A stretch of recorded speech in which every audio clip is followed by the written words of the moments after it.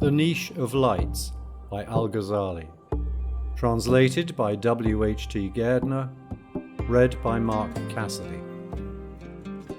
Praise to God, who poureth forth light, and giveth sight, and from his mystery's height removes the veils of night.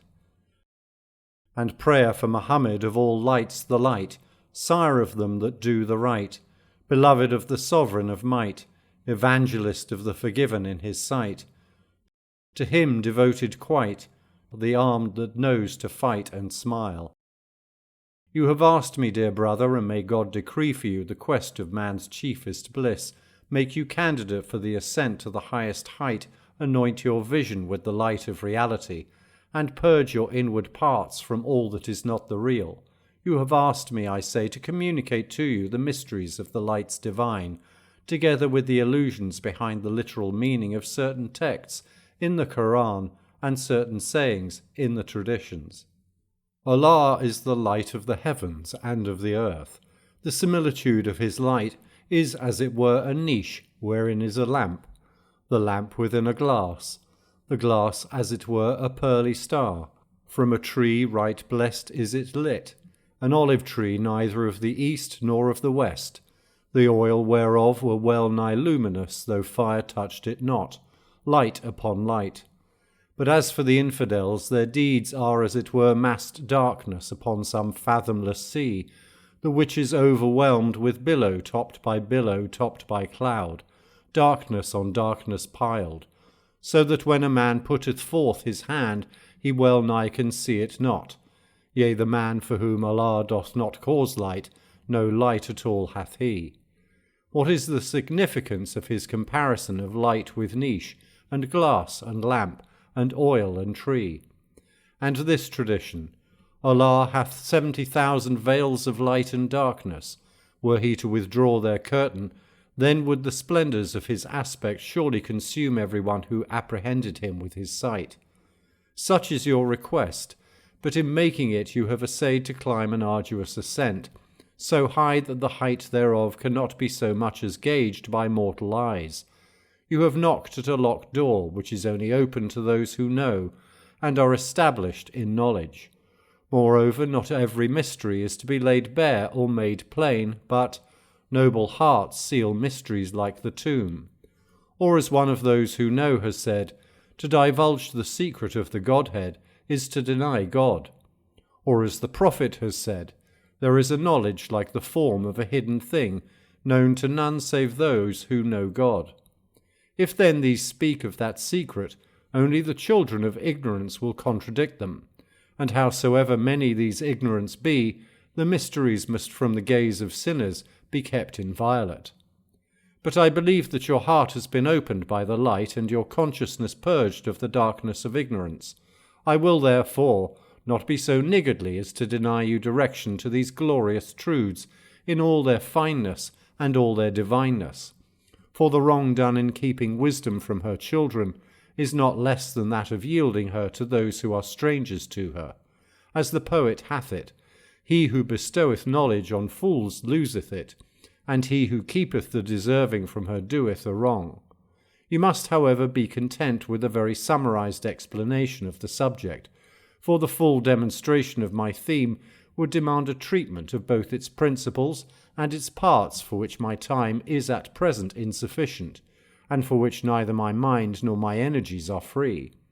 The keys of all hearts are in the hands of God. He opens them when he pleases, as he pleases, and with what he pleases. At this time, then, it shall suffice to open up to you 3 chapters or parts, whereof the first is as hereunder follows. Part 1.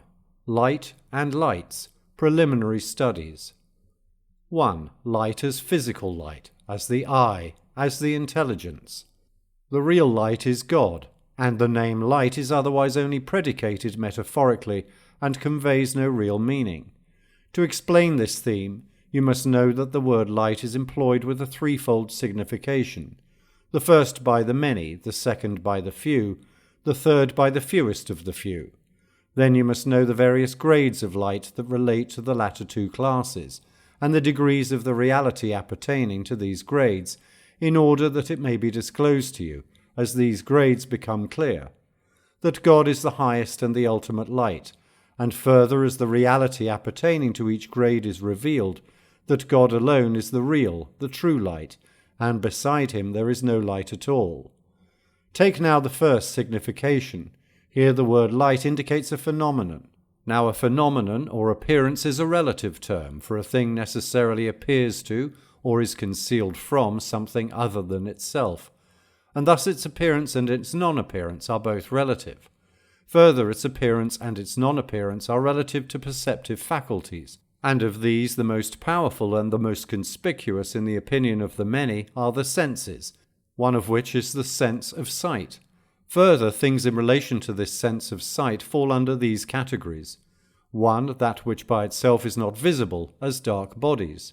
2. That which is by itself visible, but cannot make visible anything else, such as luminaries like the stars and fire before it blazes up. 3. That which is by itself visible and also makes visible, like the sun and the moon, and fire when it blazes up, and lamps. Now it is in regard to this third category that the name light is given, sometimes to that which is effused from these luminaries and falls on the exterior of opaque bodies, as when we say the earth is lighted up, or the light of the sun falls on the earth, or the lamplight falls on wall or on garment, and sometimes to the luminaries themselves, because they are self-luminous. In some, then, light is an expression for that which is by itself visible and makes other things visible, like the sun. This is the definition of and the reality concerning light, according to its first signification.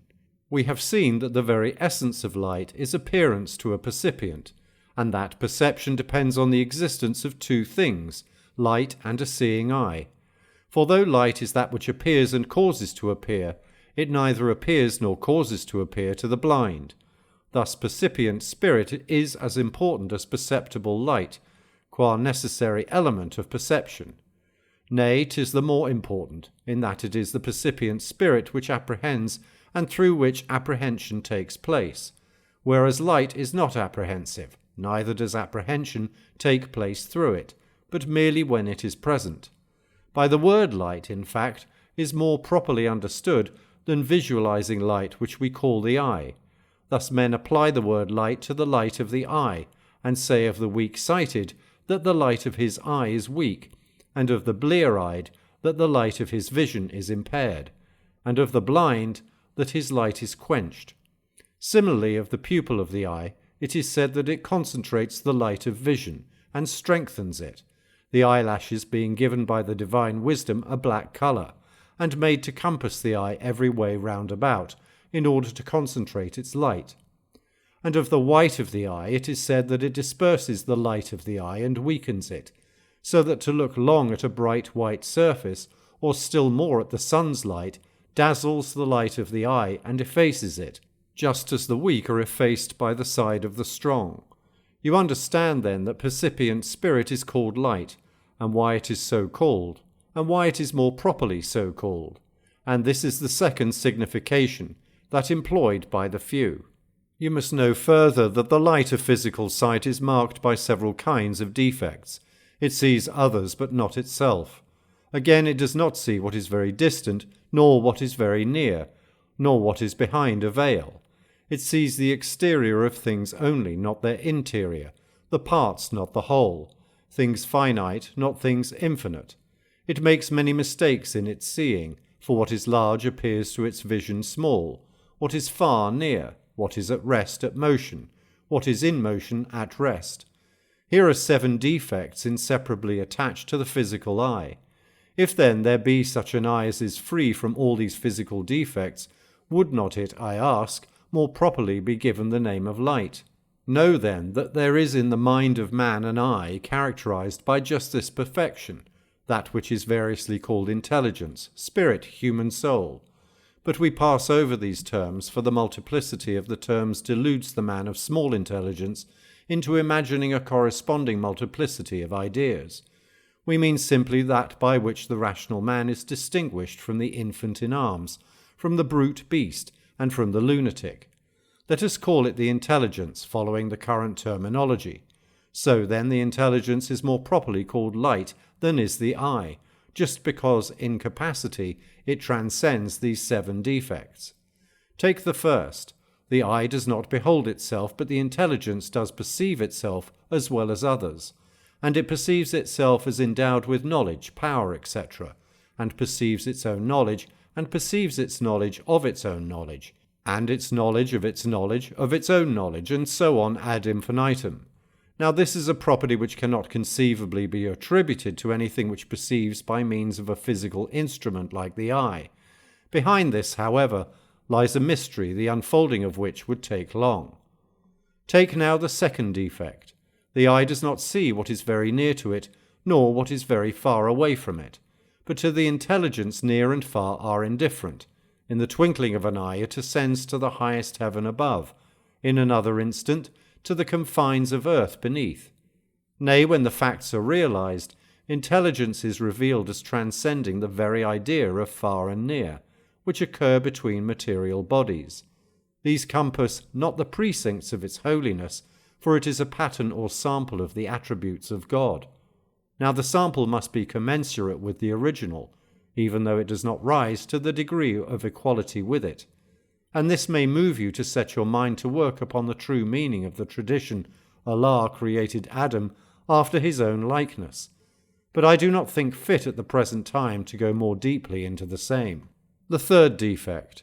The eye does not perceive what is behind the veil, but the intelligence moves freely about the throne, the sedile, and everything beyond the veil of the heavens, and likewise about the host supernal, and the realm celestial, just as much as about its own world, and its propinquate, that is, its own kingdom. The realities of things stand unveiled to the intelligence. Its only veil is one which it assumes of its own sake, which resembles the veil that the eye assumes of its own accord in the closing of its eyelids. But we shall explain this more fully in the 3rd chapter of this work. The fourth defect. The eye perceives only the exterior surfaces of things, but not their interior.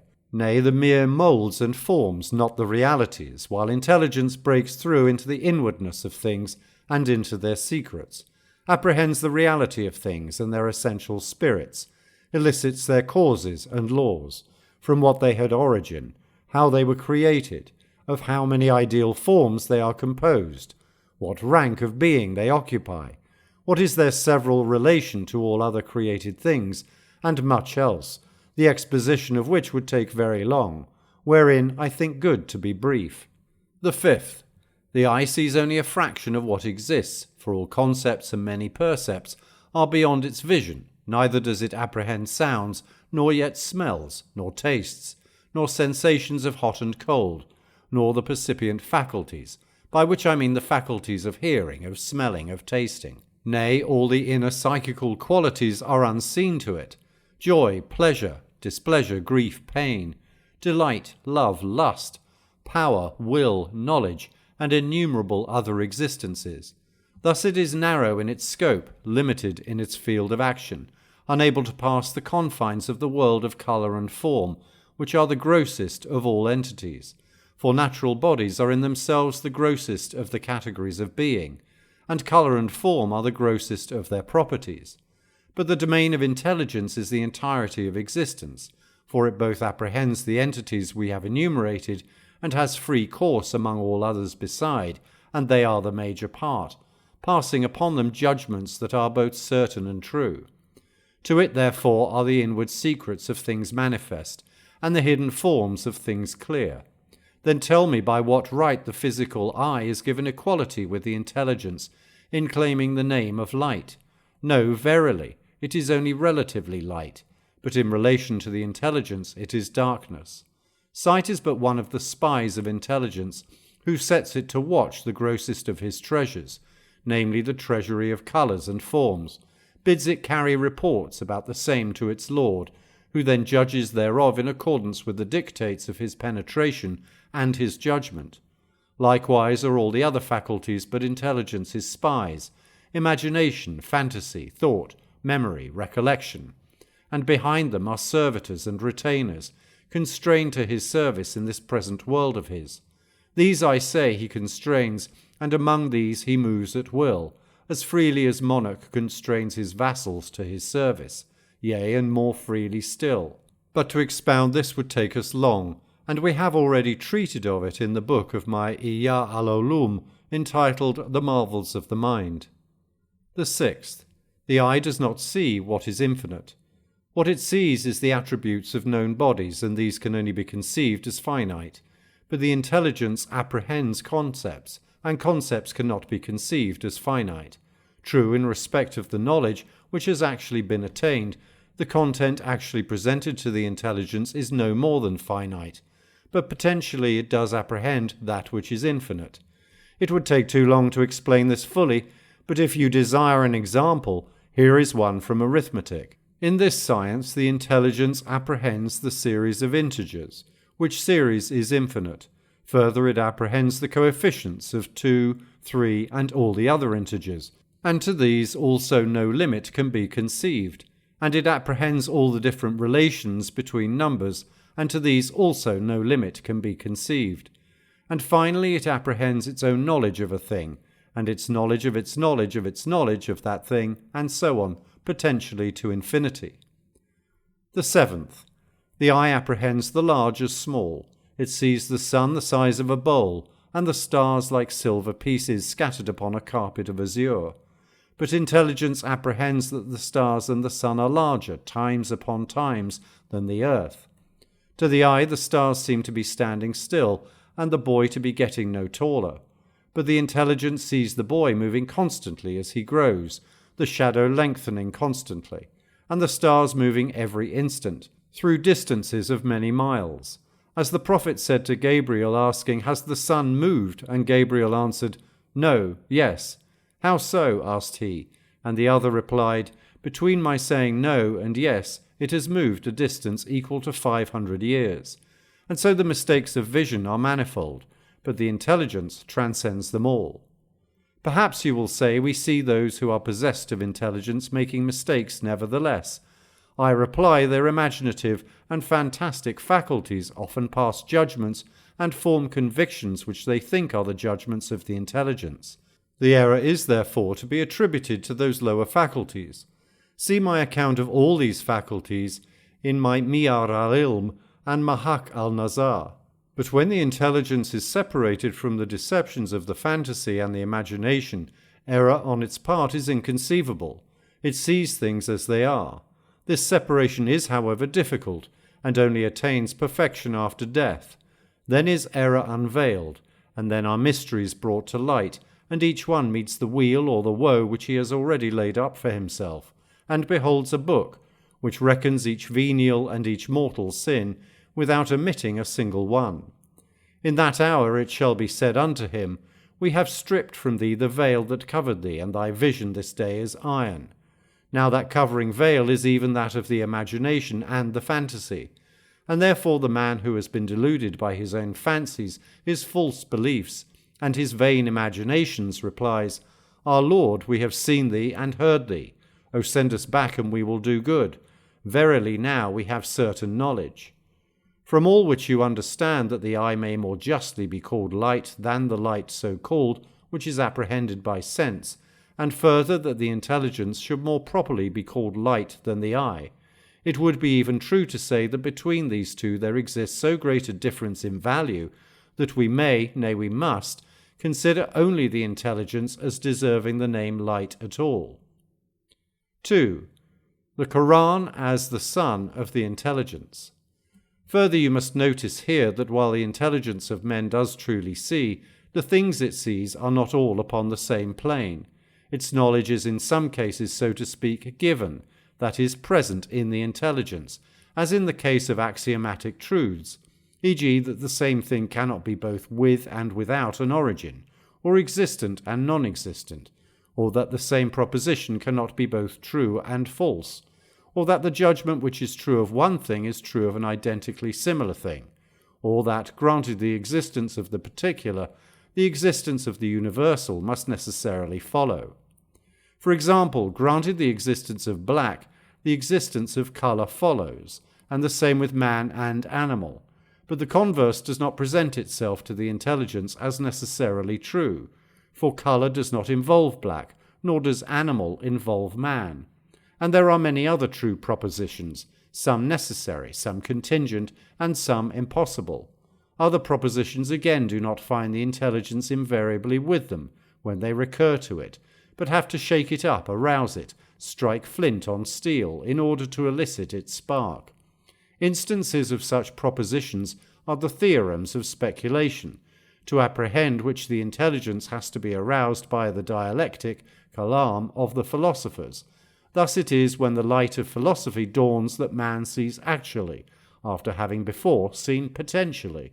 Now the greatest of philosophies is the word kalam of God in general, and the Qur'an in particular.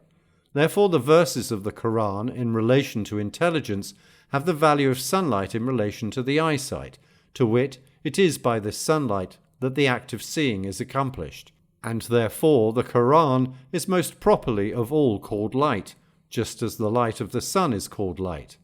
The Qur'an, then, is represented to us by the sun, and the intelligence by the light of the eye, and hereby we understand the meaning of the verse which said, "Believe then on Allah and His Prophet, and the light which we caused to descend.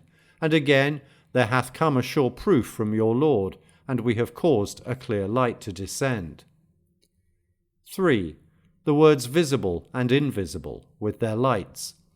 You have now realized that there are two kinds of eye, an external and an internal, that the former belongs to one world, the world of sense, and that internal vision belongs to another world altogether, the world of the realm celestial, and that each of these two eyes has a sun and a light, whereby its seeing is perfected, and that one of these suns is external, the other internal, the former belonging to the seen world, viz. The sun, which is an object of sense, perception, and the other internal, belonging to the world of the realm celestial, viz. The Qur'an, and other inspired books of God. If then this has been disclosed to you thoroughly and entirely, then one of the doors of this realm celestial has been opened unto you. In that world there are marvels, in comparison with which this world of sight is utterly condemned. He who never fares to that world, but allows the limitations of life in this lower world of sense to settle upon him, is still a brute beast, an excommunicate from that which constitutes us men. Gone astray is he more than any brute beast, for to the brute are not vouched the wings of flight, on which to fly away unto that invisible world. Such men, the Qur'an says, are cattle, nay, are yet further astray. As the rind is to the fruit, as the mould or the form in relation to the spirit, as darkness in relation to light, as infernal to supernal, so is this world of sense in relation to the world of the realm celestial. For this reason, the latter is called the world supernal, or the world of spirit, or the world of light, in contrast with the world beneath, the world of matter and of darkness. But do not imagine that I mean by the world supernal the world of the seven heavens, though they are above in respect of part of our world of sense perception. These heavens are equally present to our apprehension, and that of the lower animals. But a man finds the doors of the realm celestial closed to him, neither does he become of or belonging to that realm, unless this earth to him be changed into that which is not earth, and likewise the heavens, unless, in short, all that comes within the ken of his sense and his imagination, including the visible heavens, cause to be his earth, and his heaven come to be all that transcends his sense. This is the first ascension for every pilgrim, who has set out on his progress to approach the presence dominical. Thus mankind was consigned back to the lowest of the low, and must thence rise to the world of highest height. Not so is it with the angels, for they are part of the world of the realm celestial, floating ever in the presence of the transcendence, whence they gaze down upon our world inferior. Thereof spoke the prophet in the tradition, Allah created the creation in darkness, then sent an effusion of his light upon it. And Allah hath angels, beings who know the works often better than they know them themselves. Now the prophets, when their ascents reached unto the world of the realm celestial, attained the uttermost goal, and from thence looked down upon a totality of the world invisible. For he who is in the world of the realm celestial is with God, and hath the keys of the unseen. I mean that from where he is the causes of existing things descend into the world of sense. for the world of sense is one of the effects of yonder world of cause, resulting from it just as the shadow results from a body, or as fruit from that which fluctuates, or as the effect from a cause. Now the key to this knowledge of the effect is sought and found in the cause, and for this reason the world of sense is a type of the world of the realm celestial, as will appear when we explain the niche, the lamp, and the tree.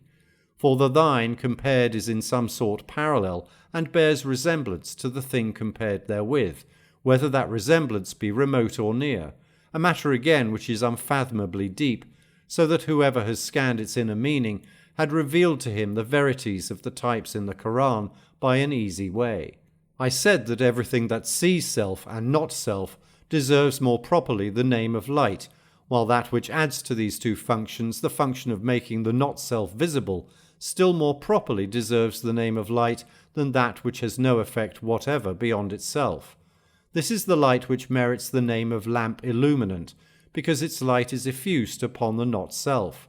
Now this is the property of the transcendental prophetic spirit, for through its means are effused the illuminations of the sciences upon the created world. Thus is explained the name given by God to Muhammad, illuminant. Now all the prophets are lamps, and so are the learned, but the difference between them is incalculable. 4. These lights as lamps terrestrial and celestial, with their order and grades. If it is proper to call that from which the light of vision emanates a lamp illuminant, then that from which the lamp is itself lit may meetly be symbolized by fire. Now all these lamps terrestrial were originally lit from the light supernal alone, and of the transcendental spirit of prophecy it is written that its oil were well nigh luminous, though fire touched it not, but becomes very light upon light when touched by that fire.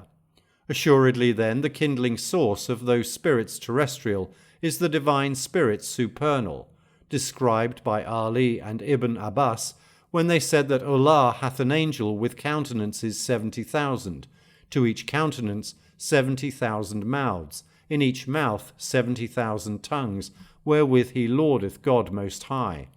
This is he who is contrasted with all the angelic host in the words, on the day whereon the Spirit ariseth and the angels rank on rank. These spirits celestial then, if they be considered as the kindling source of the lamps terrestrial, can be compared alone with fire, and that kindling is not perceived save on the mountain side. Let us now take these lights celestial from which are lit the lamps terrestrial, and let us rank them in the order in which they themselves are kindled, the one from the other. Then the nearest to the fountainhead will be of all others the worthiest of the name of light, for he is the highest in order and rank.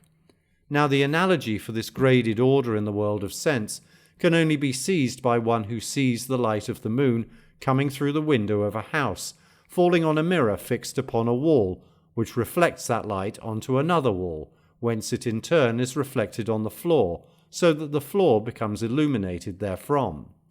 The light upon the floor is owed to that upon the wall, and the light on the wall to that in the mirror, and the light in the mirror to that from the moon, and the light in the moon to that from the sun, for it is the sun that radiates its light upon the moon. Thus these four lights are ranged one above the other, each one more perfect than the other, and each one has a certain rank and a proper degree which it never passes beyond. I would have you know, then, that it has been revealed to the men of insight that even so are the lights of the realm celestial ranged in an order, and that the highest is the one who is nearest to the ultimate light.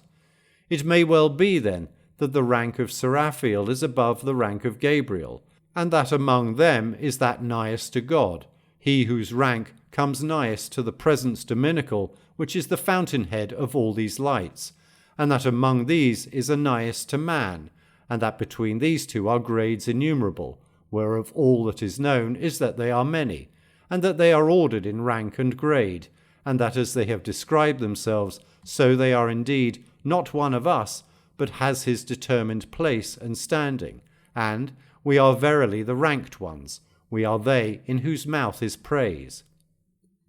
5. The source of all these grades of light, God.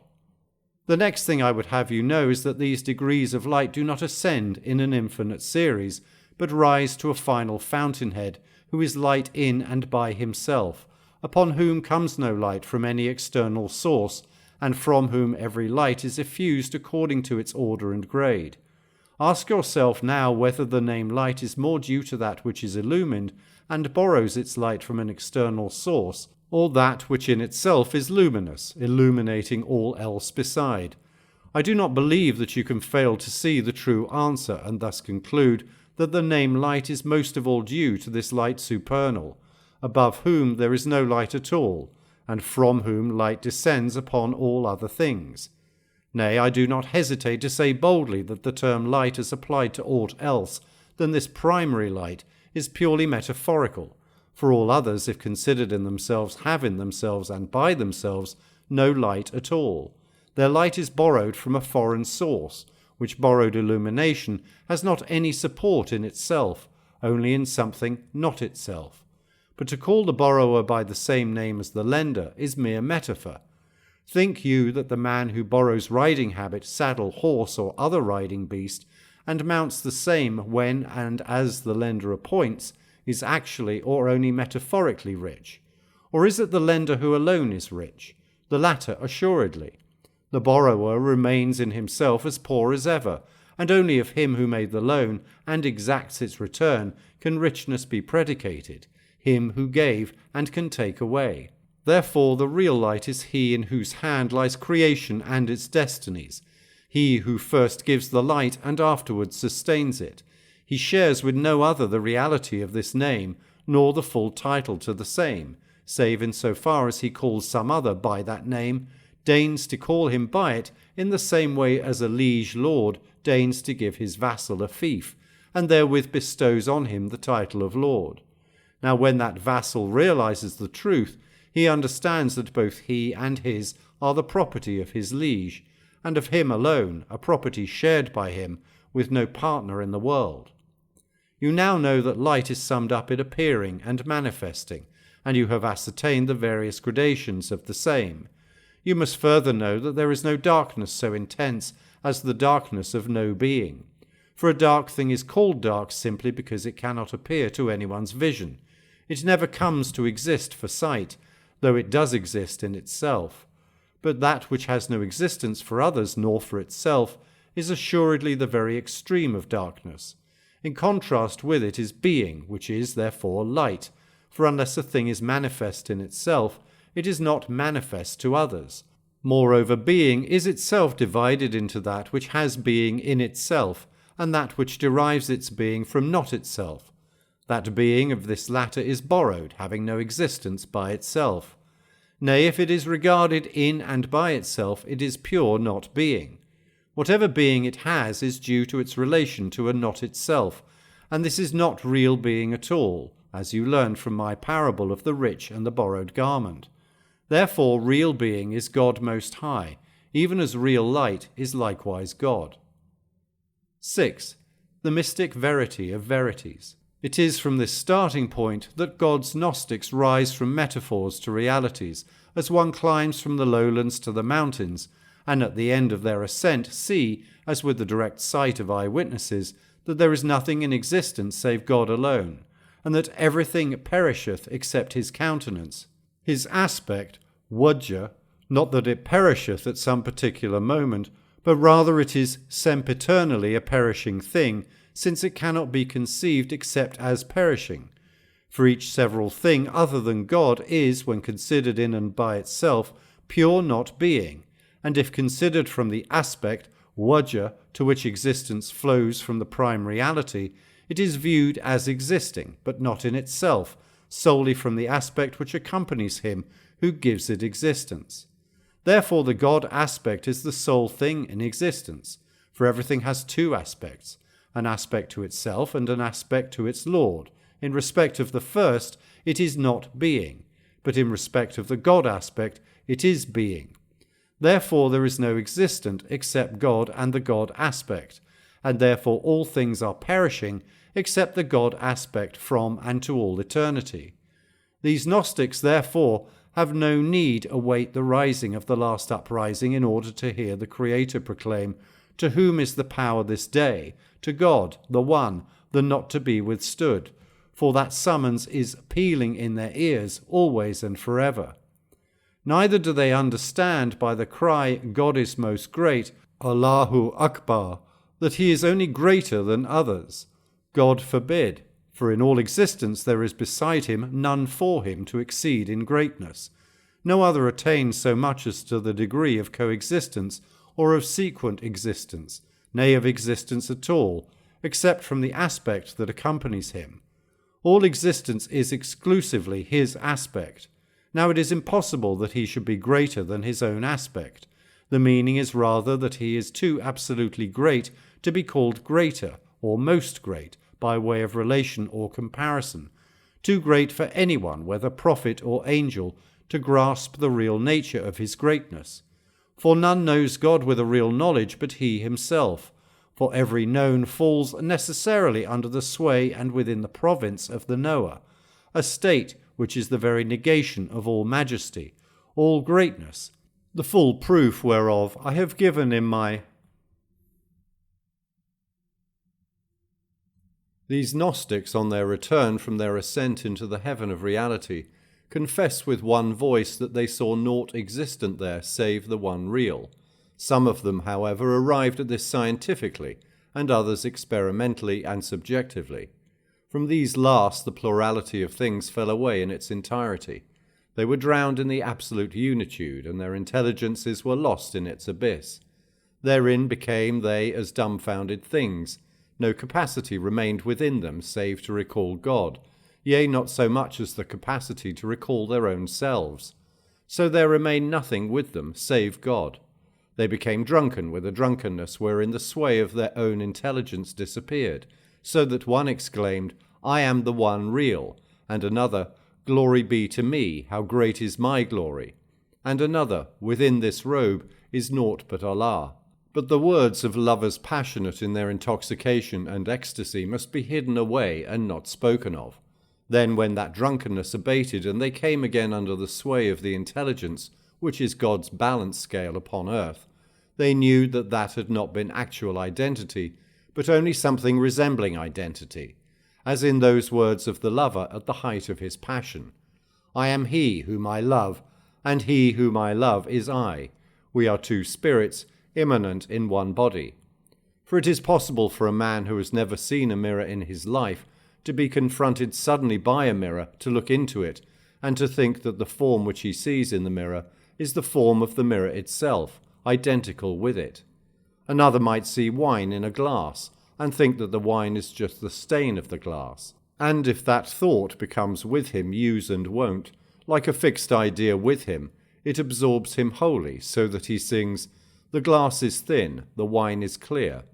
The twain are alike, the matter is perplexed, for 'tis as though there were wine and no wineglass there, or as though mere were wineglass and naught of wine. There is a difference between saying the wine is the wineglass and saying 'tis as though it were the wineglass. Now when this state prevails, it is called in relation to him who experiences it, extinction, nay, extinction of extinction, for the soul has become extinct to itself, extinct to its own extinction, for it becomes unconscious of itself and unconscious of its own unconsciousness, since were it conscious of its own unconsciousness, it would be conscious of itself. In relation to the man immersed in this state, the state is called in the language of metaphor identity, in the language of reality unification, and beneath these verities also lie mysteries which we are not at liberty to discuss. 7. The God aspect, an advanced explanation of the relation of these lights to God. It may be that you desire greatly to know the aspect, wajah, whereby God's light is related to the heavens and the earth, or rather the aspect whereby he is in himself the light of heavens and earth. And this shall assuredly not be denied you, now that you know that God is light, and that beside him there is no light, and that he is every light, and that he is the universal light, since light is an expression for that by which things are revealed, or higher still, that by and for which they are revealed, yea, and higher still, that by, for, and from which they are revealed. And now that you know, too, that of everything called light, only that by, for, and from which things are revealed is real, that light beyond which there is no light to kindle and feed its flame, for it is kindled and fed in itself, from itself, and for itself, and from no other source at all. Such a conception, such a description, you are now assured can be applied to the great primary alone. You are also assured that the heavens and the earth are filled with light appertaining to those two fundamental light planes, our sight and our insight, by which I mean our senses and our intelligence. The first kind of light is what we see in the heavens, sun and moon and stars, and what we see in earth, that is, the rays which are poured over the whole face of the earth, making visible all the different colours and hues, especially in the season of spring, and over all animals and plants and things in all their states. For without these rays, no colour would appear or even exist. Moreover, every shape and size which is visible to perception is apprehended in consequence of colour, and it is impossible to conceive of apprehending them without colour. As for the other ideal, intelligential lights, the world supernal is filled with them, to wit, the angelic substance, and the world inferior is also full of them, to wit, animal life and human life successively. The order of the world inferior is manifested by means of this inferior human light, while the order of the world supernal is manifested by means of that angelical light. This is the order alluded to in the passage in the Qur'an. He it is who has formed you from the earth, and hath peopled it with you, that he might call you successors upon the earth, and maketh you successors, on thus you see that the whole world is all filled with the external lights of perception, and the internal lights of intelligence, also that the lower lights are effused or emanate the one from the other, as light emanates or is effused from a lamp, while the lamp itself is the transcendental light of prophecy, and that the transcendental spirits of prophecy are lit from the spirit supernal, as the lamp is lit from fire, and that the supernals are lit the one from the other, and that their order is one of ascending grades. Further, that these all rise to the light of lights, the origin and fountainhead of lights, and that is God, only and alone, and that all other lights are borrowed from him, and that his alone is real light, and that everything is from his light. Nay, he is everything. Nay, he is that he is. None but he has ipseity or heity at all, save by metaphor. Therefore there is no light but he, while all other lights are only lights from the aspect which accompanies him, not from themselves. Thus the aspect and face of everything faces to him, and turns in his direction. And whithersoever they turn themselves, there is the face of Allah. So then there is no divinity but he, for divinity is an expression by which is connoted that towards which all faces are directed, in worship and in confession. That he is deity, but which I mean the faces of the hearts of men, for they verily are lights and spirits. Nay more, just as there is no deity but he, so there is no heity but he, for he is an expression for something which one can indicate, but in every and any case we can but indicate him. Every time you indicate anything, your indication is in reality to him, even though through your ignorance of the truth of truths, which we have mentioned, you know it not. Just as one cannot point to, indicate sunlight, but only the sun, so the relation of the sum of things to God is, in the visible, analogue, as the relation of light to the sun. Therefore there is no deity but Allah, is the many's declaration of unity. That of the few is, there is no he but he. The former is more general, but the latter is more particular, more comprehensive, more exact, and more apt to give him who declares it entrance into the pure and absolute oneness and onlyness. The kingdom of the one and onlyness is the ultimate point of mortal's ascent.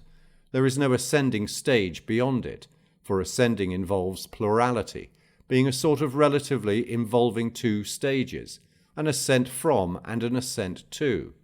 But when plurality has been eliminated, unity is established, relation is effaced, all indication from here to there falls away, and there remains neither height nor depth, nor anyone to fare up or down.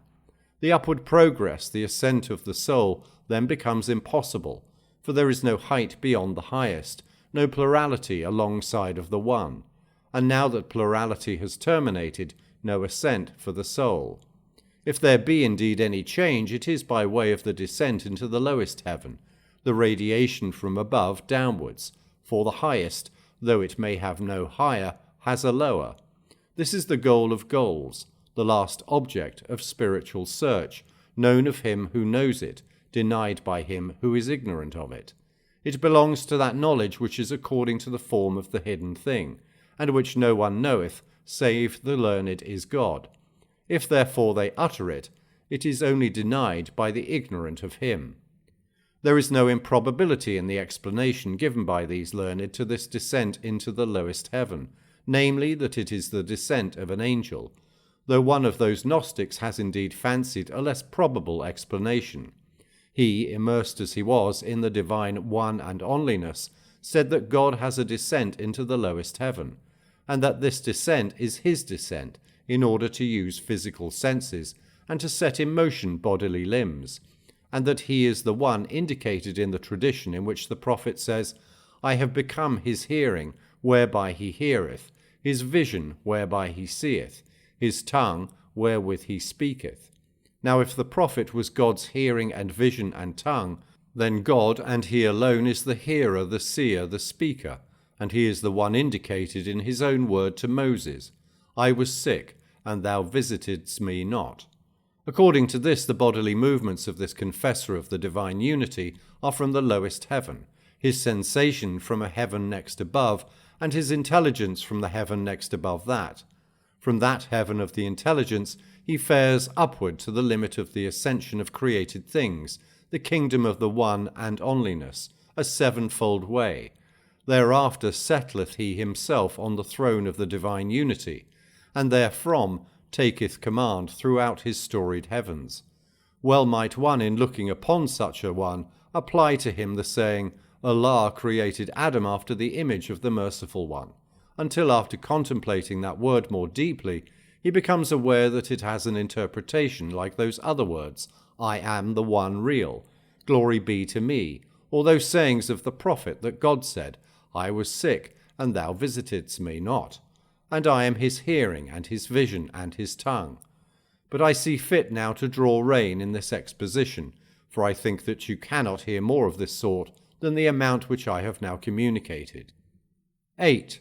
The relation of these lights to God, simpler illustrations and explanations. It may well be that you will not rise to the height of these words for all your pains. It may be that for all your pains you will come short of it after all. Here then is something that lies nearer your understanding and nearer your weakness. The meaning of the doctrine that God is the light of heavens and earth may be understood in relation to phenomenal visible light. When you see hues of spring, the tender green, for example, in the full light of day, you entertain no doubt but that you are looking on colours, and very likely you suppose that you are looking on nothing else alongside of them, as though you should say, I see nothing alongside of the green. Many have in fact obstinately maintained this. They have asserted that light is a meaningless term, and that there is nothing but colour with the colours. Thus they denied the existence of the light, although it was the most manifest of all things. How should it not be so, considering that through it alone all things become manifest? For it is the thing that is itself visible and makes visible, as we said before. But when the sun sank, and heaven's lamp disappeared from sight, and night's shadow fell, then apprehended these men the existence of an essential difference between inherent shadow and inherent light. And they confess that light is a form that lies behind all colour, and is apprehended with colour, insomuch that, so to speak, through its intense union with the colours it is not apprehended, and through its intense obviousness it is invisible. And it may be that this very intensity is the direct cause of its invisibility, for things that go beyond one extreme pass over to the extreme opposite. If this is clear to you, you must further know that those endowed with this insight never saw a single object without seeing God along with it. It may be that one of them went further than this and said, I have never seen a single object, but I first saw Allah. For some of them only see objects through and in God, while others first see objects and then see God in and through those objects. It is to the first class that the Qur'an alludes to in the words, Doth it not suffice that my Lord seeth all? And to the second in the words, We shall show them our signs in all the world and in themselves. For the first class have the direct intuition of God, and the second infer him from his works. The former is the rank of the saint friends of God, the latter of the learned, who are established in knowledge. After these two grades there remains nothing except that of the careless, on whose faces is the veil. Thus you see that just as everything is manifest to man's sight by means of light, so everything is manifest to man's insight by means of God. For he is with everything every moment, and by him does everything appear. But here the analogy ceases, and we have a radical difference, namely that phenomenal light can be conceived of as disappearing with the sinking of the sun, and as assuming a veil in order that shadow may appear, while the divine light, which is the condition of all appearance, cannot be conceived as disappearing. That sun can never set. It abides forever with all things. Thus the method of difference, as a method for the demonstration of the existence of God from his works, is not at our disposal.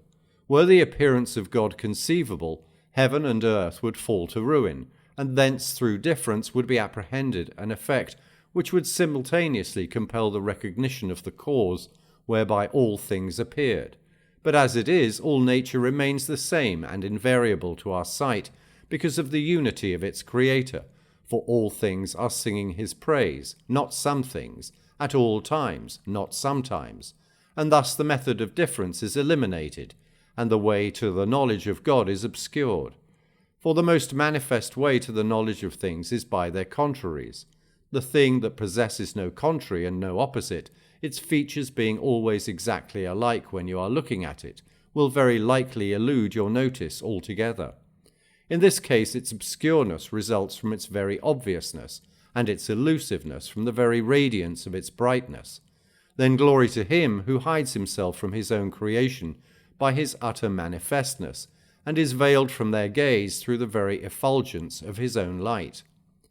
But it may be that not even this teaching is intelligible to some limited intelligences, who from our statement that God is with everything as the light is with everything, will understand that he is in every place.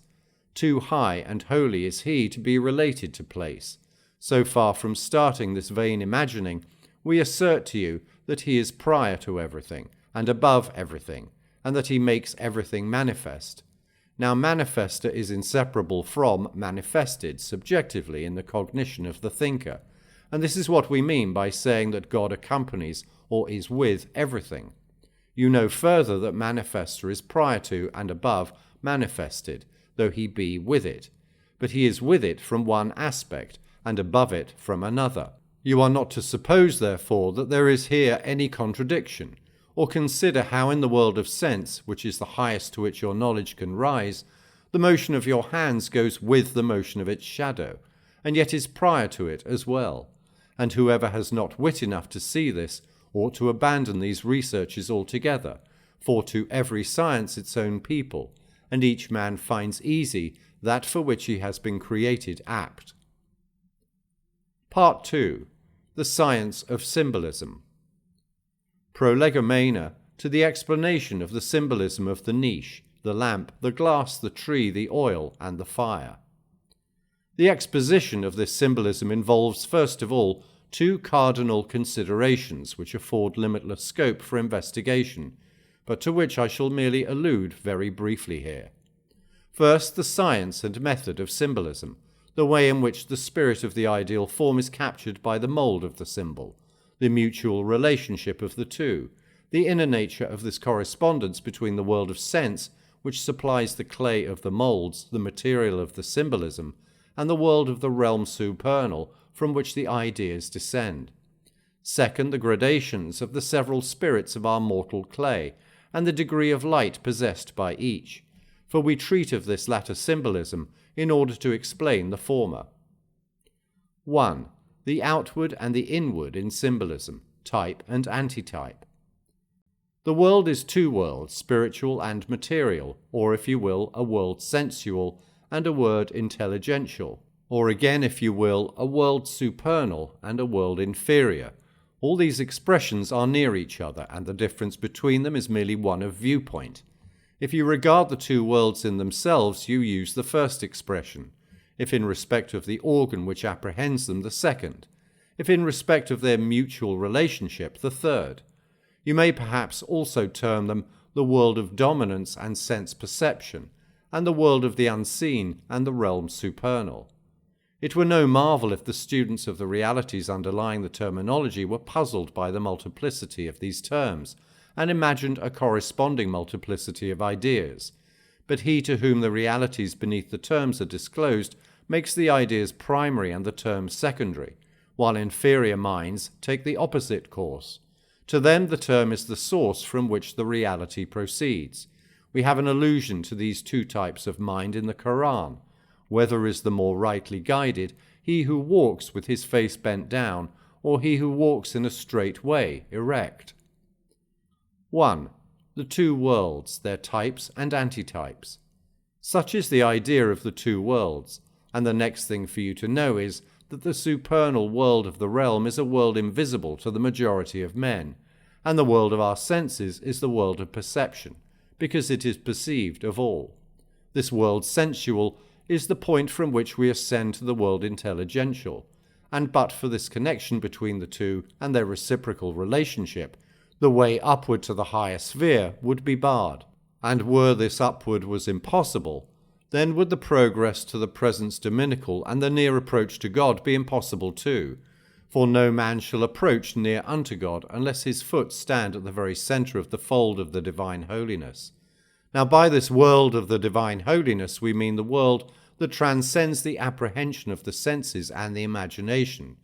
And it is in respect of the law of that world, the law that the soul which is a stranger to it neither goeth out therefrom, nor entereth therein, that we call it the fold of the divine holiness and transcendence.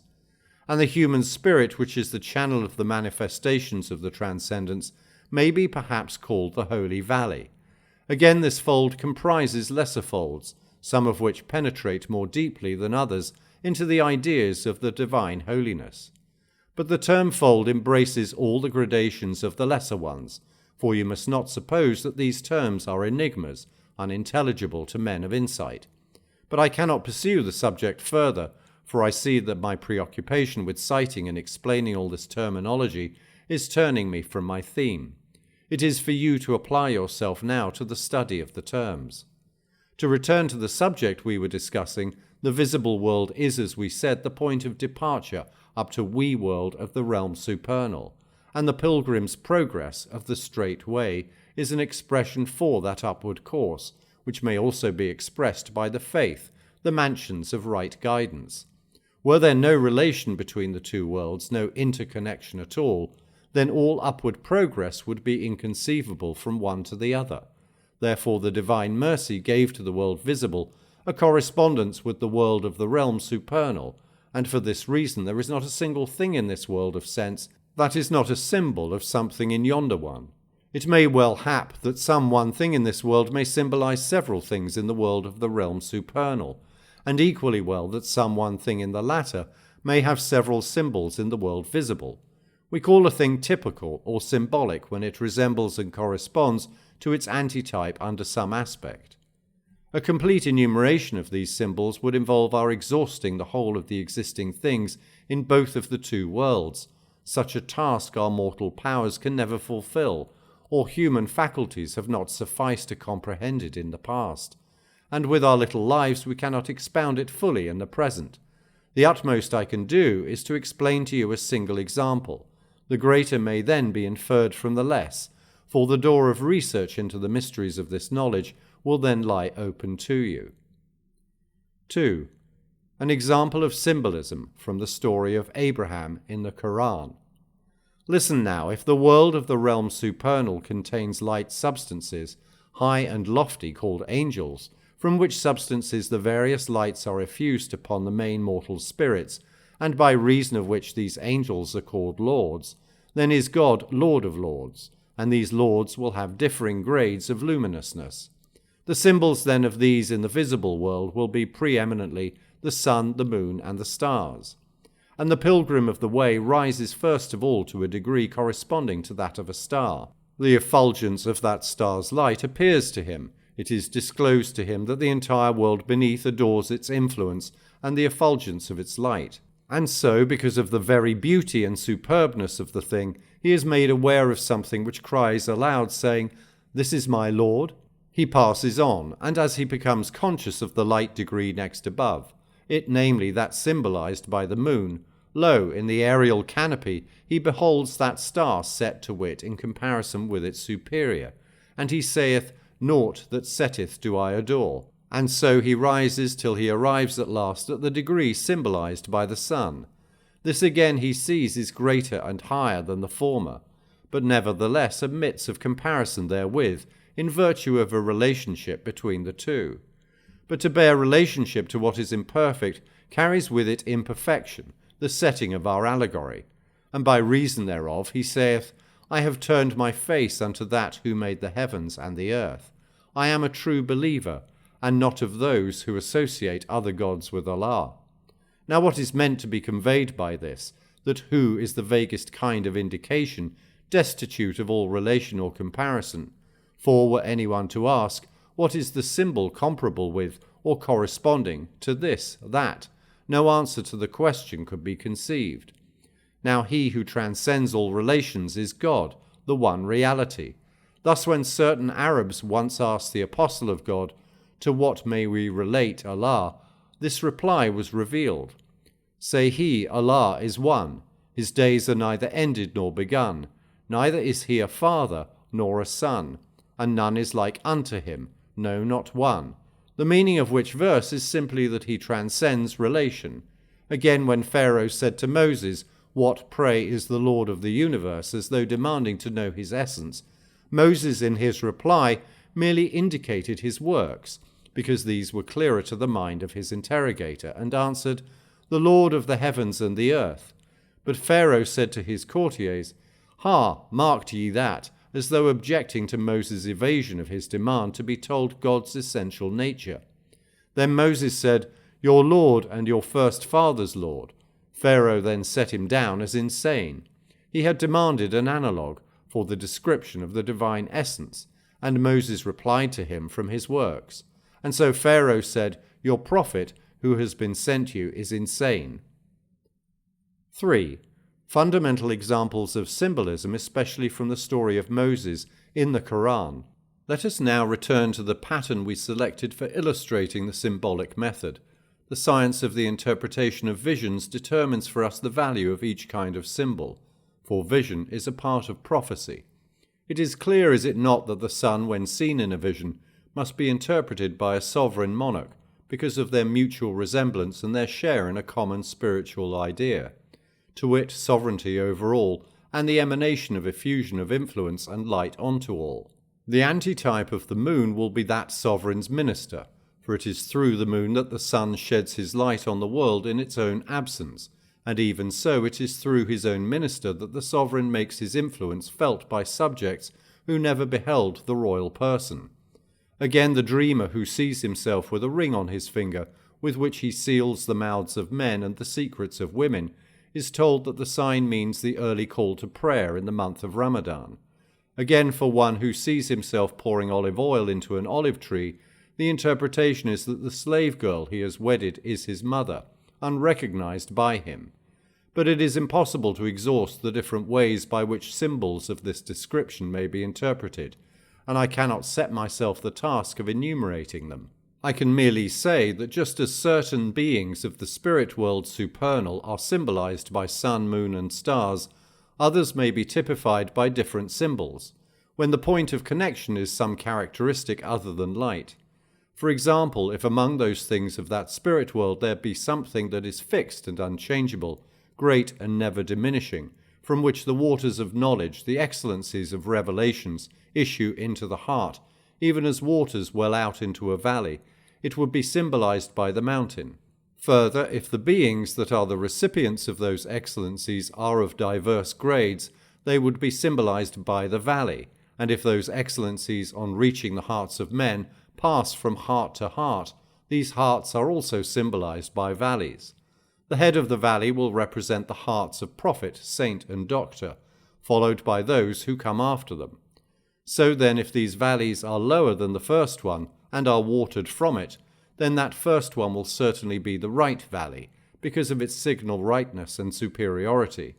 And finally will come the lowest valley, which receives its water from the last and lowest level of that right valley, and is accordingly watered from the margin of the right valley, not from its deepest part and centre.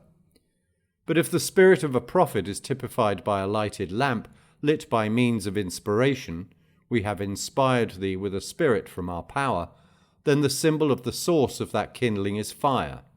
If some of those who derive knowledge from the prophets live by a merely traditional acceptance of what they are told, and others by a gift of insight, then the symbol for the former who investigate nothing is a firebrand or a torch or a meteor, while the man of spiritual experience, who has therefore something in some sort common with the prophets, is accordingly symbolized by the warming of fire, for a man is not warmed by hearing about fire, but by being close to it.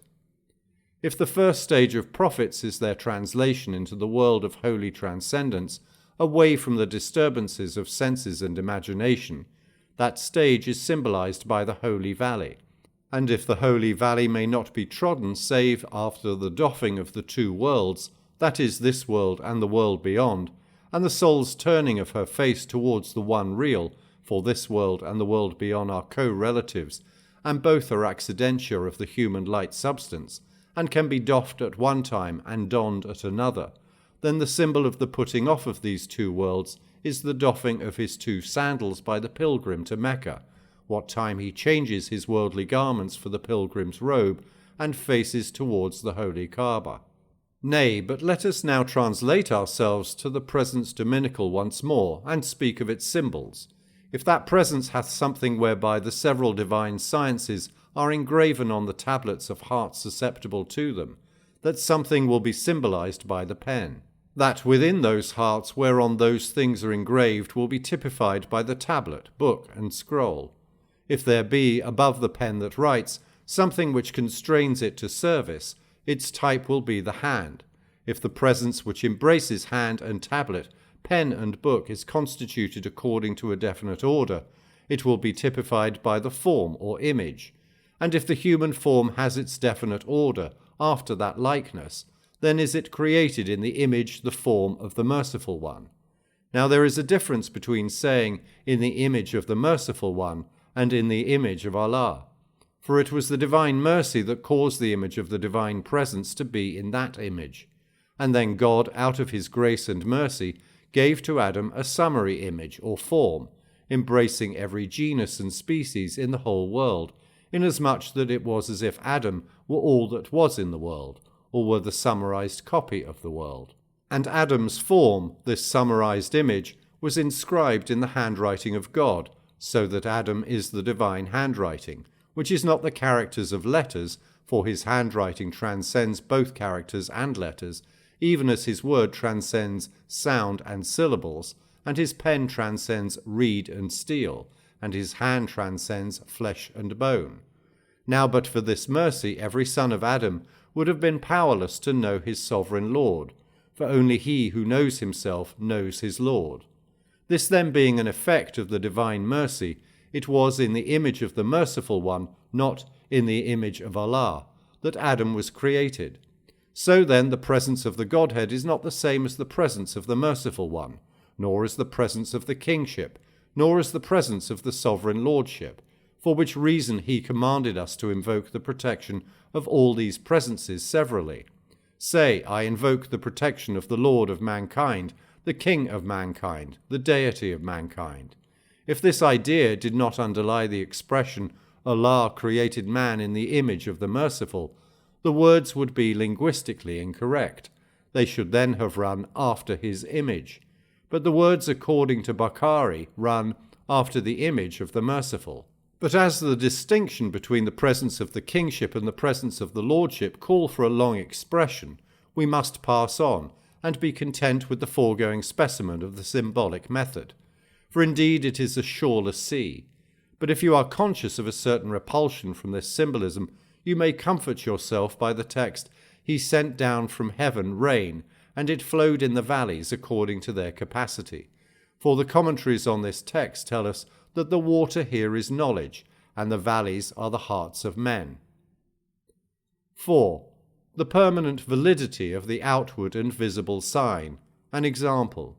Pray do not assume from this specimen of symbolism and its method that you have any license from me to ignore the outward and visible form, or to believe that it has been annulled, as though, for example, I had asserted that Moses had not really shoes on, did not really hear himself addressed by the words, "Put thy shoes from off thy feet." God forbid. The annulment of the outward and visible sign is the tenet of the spiritualists, Batinya, who looked utterly one-sidedly at one world, the unseen, and were grossly ignorant of the balance that exists between it and the seen. This aspect they wholly failed to understand.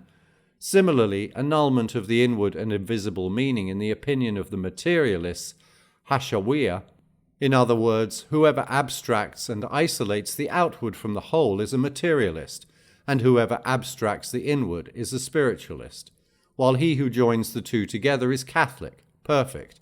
For this reason the Prophet said, "The Qur'an has an outward and an inward, an ending and a beginning," a tradition which is, however, possibly traceable to Ali, as its pedigree stops short at his name. I assert, on the contrary, that Moses understood from the command, "Put off thy shoes," the doffing of the two worlds, and obeyed the command literally by putting off his two sandals, and spiritually by putting off the two worlds. Here you just have this cross-relation between the two, the crossing over from one to the other, from outward word to inward idea. The difference between the true and false positions may be thus illustrated. One man hears the word of the prophet.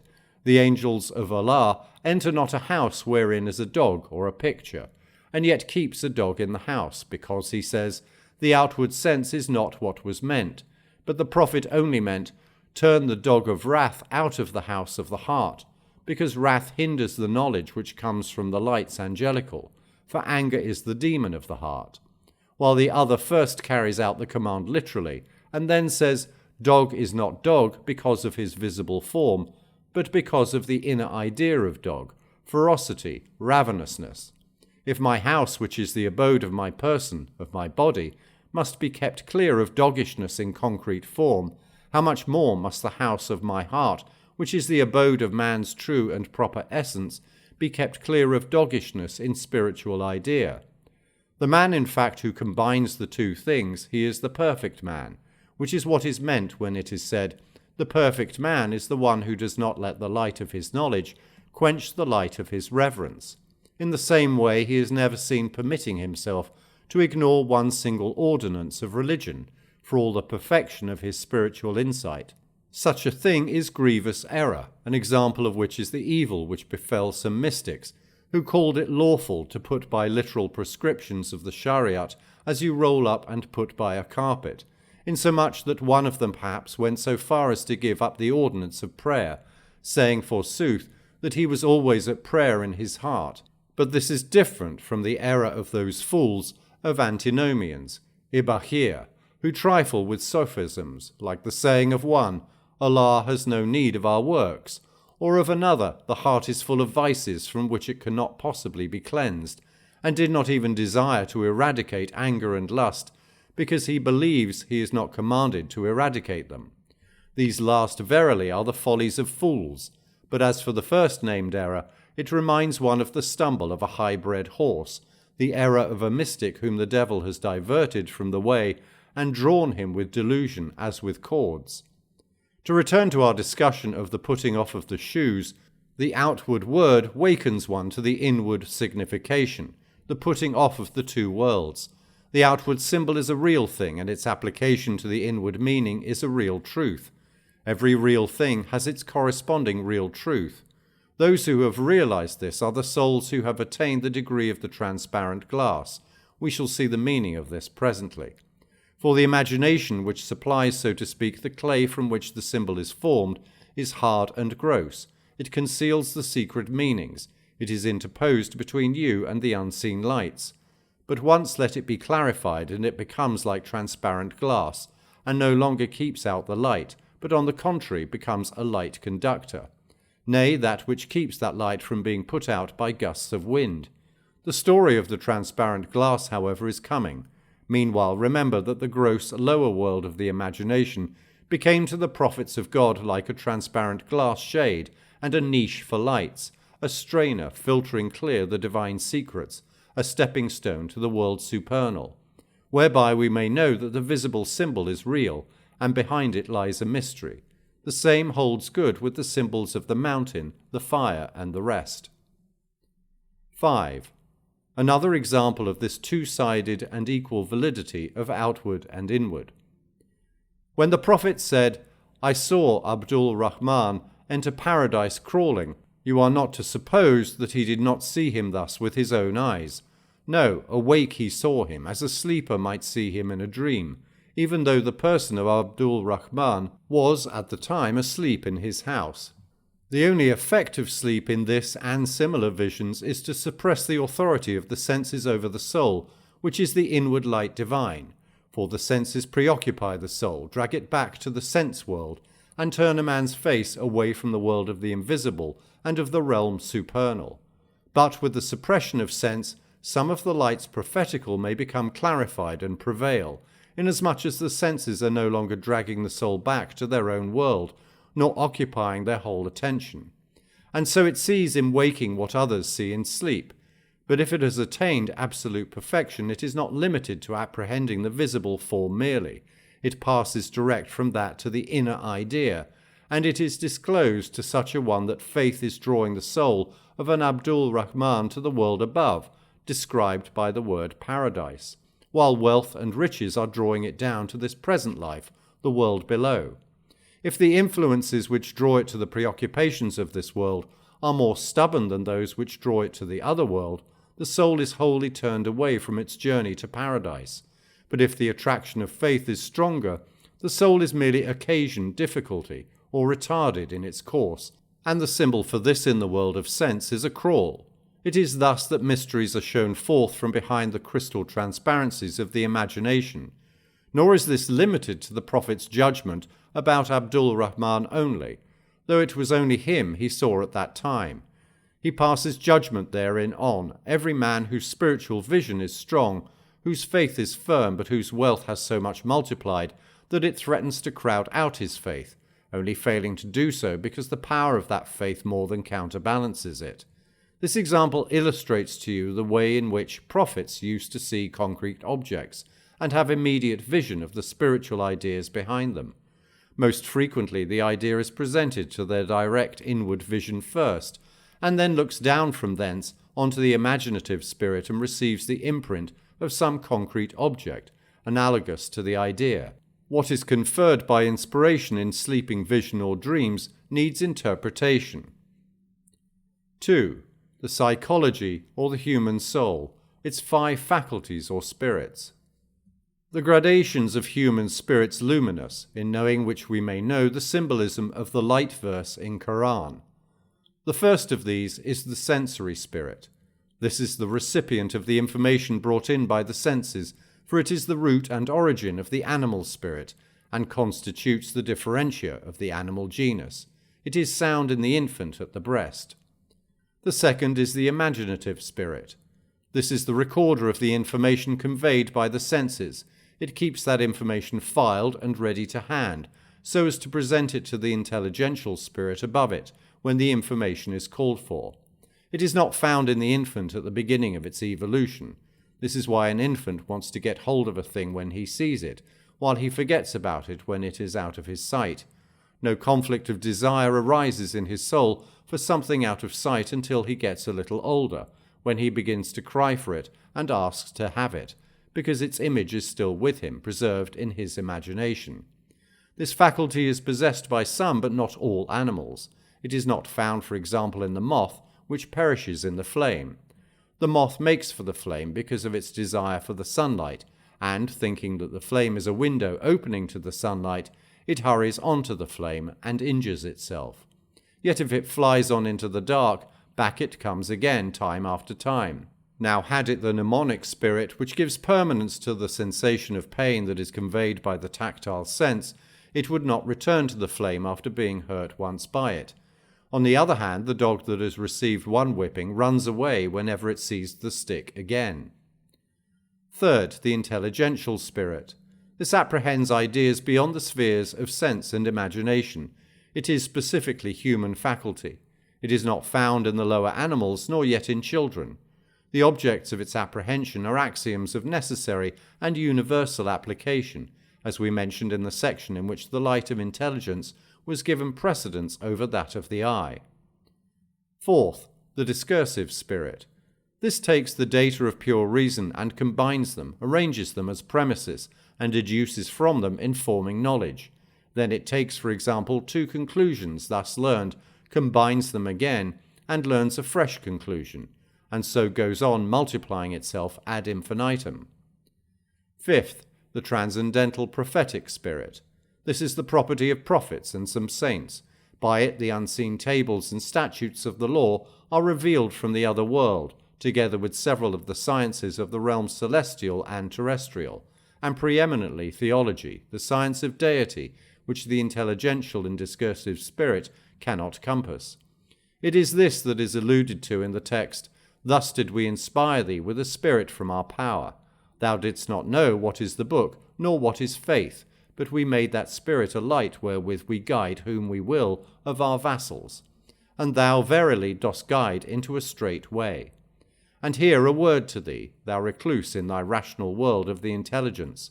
Why should it be impossible that beyond reason there should be a further plane, on which appear things which do not appear on the plane of the intelligence, just as it is possible for the intelligence itself to be a plane above the discriminating faculty and the senses, and for relations of wonders and marvels to be made to it that were beyond the reach of the senses and the discriminative faculty. Beware of making the ultimate perfection stop at thyself. Consider the intuitive faculty of poetry if thou wilt have an example of everyday experience, taken from those special gifts which particularize some men. Behold how this gift, which is a sort of perceptive faculty, is the exclusive possession of some, while it is so completely denied to others that they cannot even distinguish the scansion of a typical measure from that of its several variations. Mark how extraordinary is this intuitive faculty in some others, insomuch that they produce music and melodies, and all the various grief, delight, slumber, weeping, madness, murder, and swoon-producing modes. Now these effects only occur strongly in one who has this original intuitive sense. A person destitute of it hears the sounds just as much as the other, but the emotional effects are by him only very faintly experienced, and he exhibits surprise at those whom they send into raptures or swoons.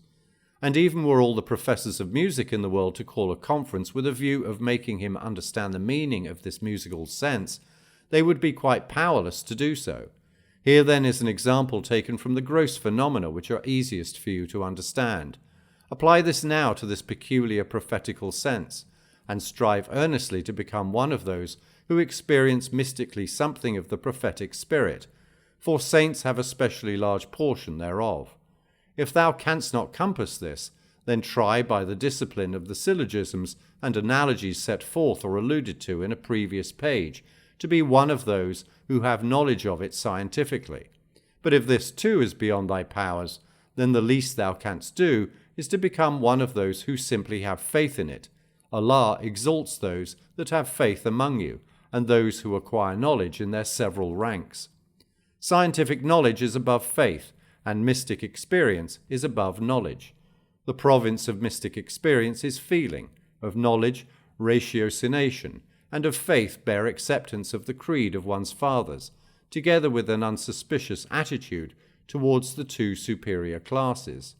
You now know the 5 human spirits, so we proceed. They are all of them lights, for it is through their agency that every sort of existing thing is manifested, including objects of sense and imagination. For though it is true that the lower animals also perceive these said objects, mankind possesses a different, more refined, and higher species of those two faculties, they having been created in man for a different, higher, and more noble end.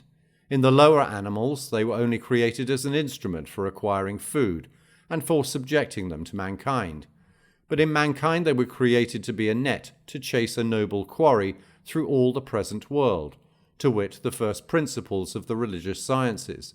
For example, a man may, in perceiving with his visual sense a certain individual, apprehend through his intelligence a universal and absolute idea, as we saw in our example of Abdul Rahman, the son of Auf.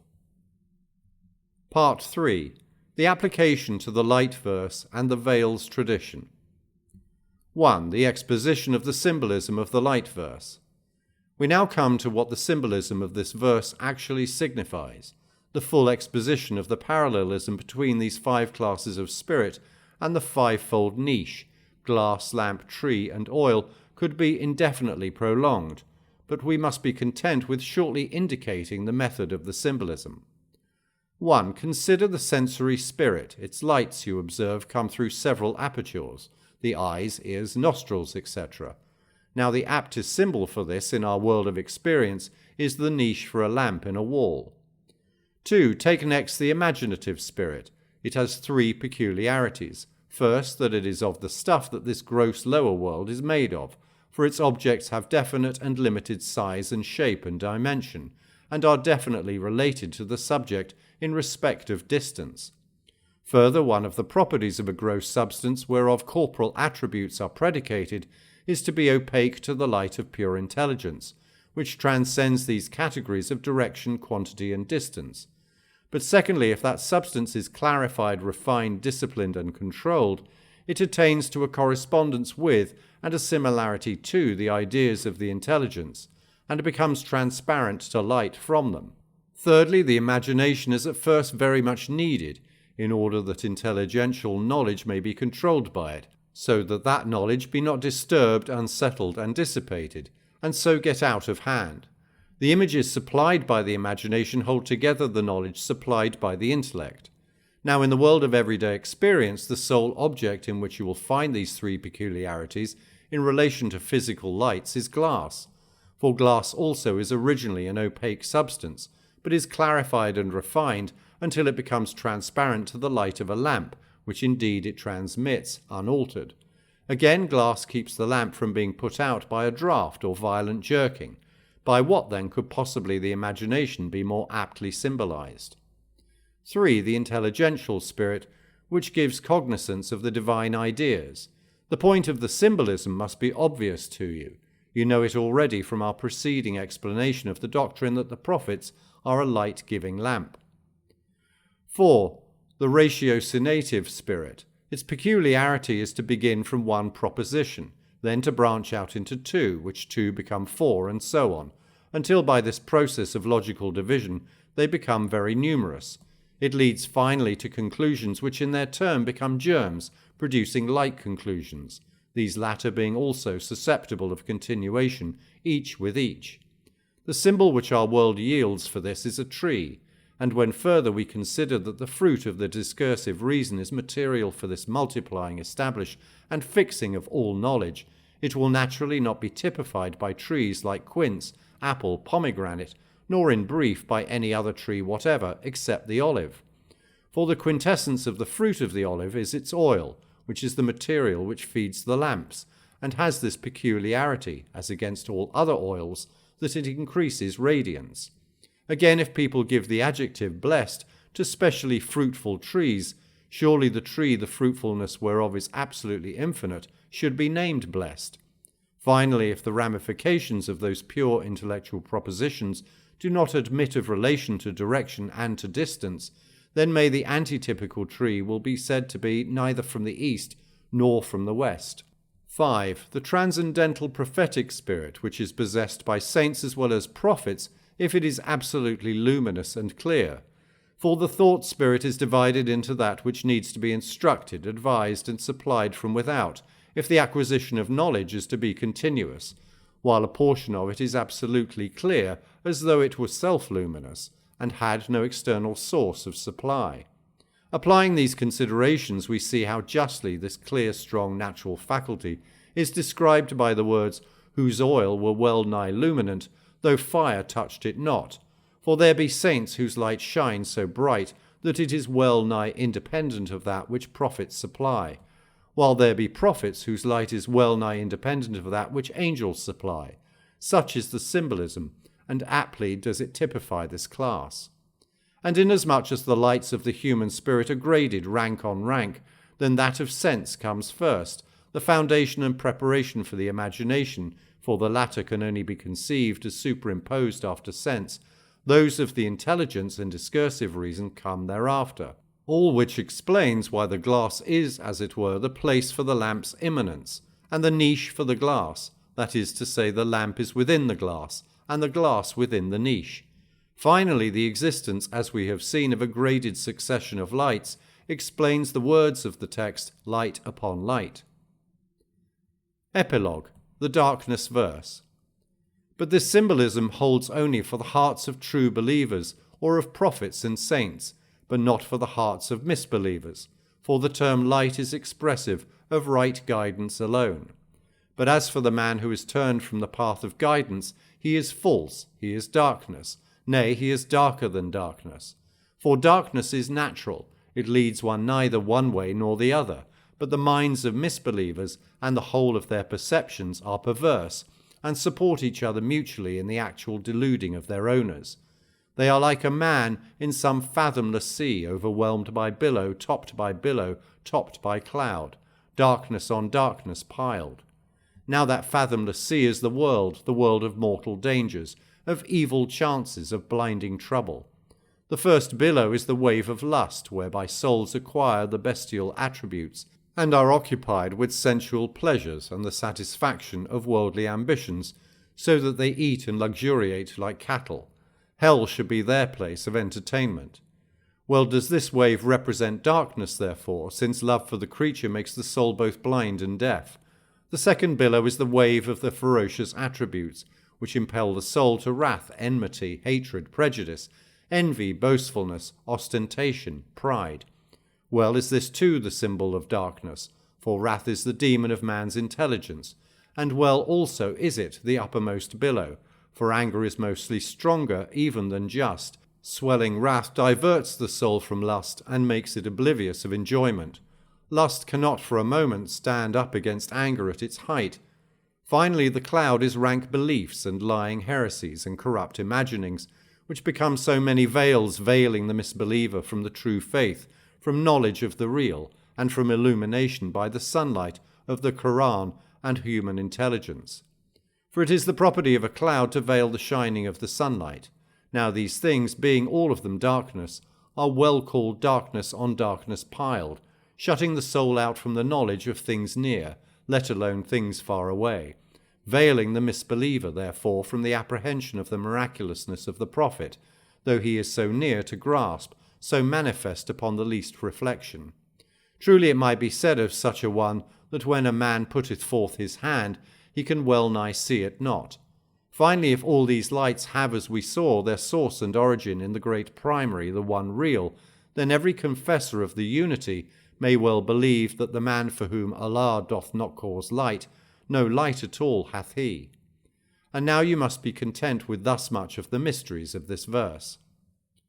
2. The exposition of the symbolism of the 70,000 veils. What is the signification of the tradition, Allah hath 70,000 veils of light and darkness? Were he to withdraw their curtain, then would the splendours of his aspect surely consume everyone who apprehended him with his sight. Some read 700 veils, others 70,000. I explain it thus. God is in, by, and for himself glorious. A veil is necessarily related to those from whom the glorious object is veiled. Now these among men are of three kinds, according as their veils are pure darkness, mixed darkness, and light or pure light. The subdivisions of these three are very numerous. That much only is certain. I could no doubt make some far-fetched enumeration of these subdivisions, but I have no confidence in the results of such defining and enumerating, for none knows whether they were really intended or not. As for the fixing of the number at 700 or at 70,000, this is a matter that only the prophetic power can compass. My own clear impression, however, is that these numbers are not mentioned in the way of definite enumeration at all, for numbers are not infrequently mentioned without any intention of limitation, but rather to denote some indefinitely great quantity. God knows best. That point, then, is beyond our competence, and all I can do now is to unfold to you these three main divisions and a few of the subdivisions. 1. Those veiled by pure darkness. The first division consists of those who are veiled by pure darkness. These are the atheists who believe not in Allah nor the last day. These are they who love this present life more than that which is to come, for they do not believe in that which is to come at all. The first.